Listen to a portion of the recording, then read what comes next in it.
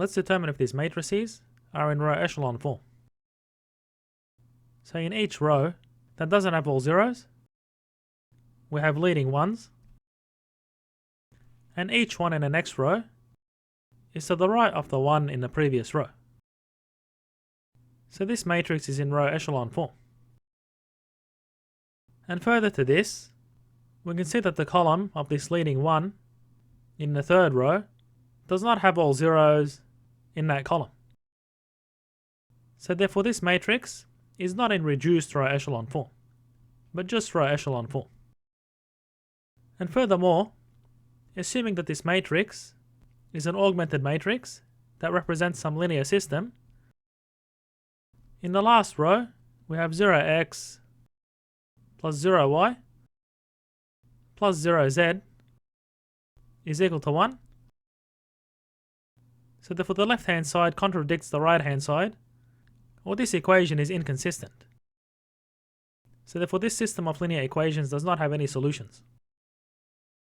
Now in this next example, we have leading ones in each row that doesn't contain all zeros, and the row containing all zeros is at the bottom of the matrix, and the leading one in the next row is to the right of the leading one in the previous row. So this matrix is in row-echelon form.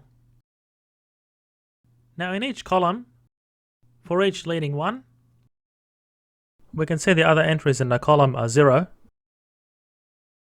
And for this one, the entries in the column are also 0. So therefore this matrix is in reduced row-echelon form. And again, assuming this is an augmented matrix that represents some linear system, the final equation is consistent in this case. So we have 0x plus 0y plus 0z is equal to 0. And the first two equations of this system can be written as follows. So we have x plus 0y plus 5z is equal to 2.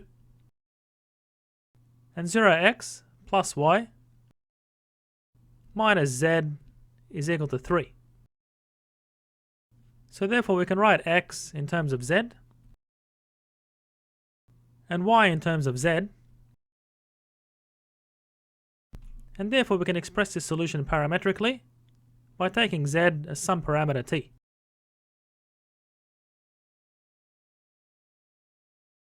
So this set of parametric equations is a general solution of the system. Now for this final system, we have zeros in the last two rows and a leading one in the first row which doesn't contain all zeros. So this matrix satisfies the properties of row-echelon form, and in the column of this leading one we have zeros everywhere else. So this matrix is also in reduced row-echelon form. And we can see the last two equations are consistent, similar to this case. So therefore the first equation can be written as x minus 3y plus z is equal to 2. And solving for x, we can write it as 2 plus 3y minus z. And if we treat y and z as parameters, so y equals s and z equals t, we can express the solution parametrically. So we have x is 2 plus 3s minus t. So this is a general solution of the system, when we can choose different values for the parameters s and t to obtain different values for x. So there's infinitely many solutions here.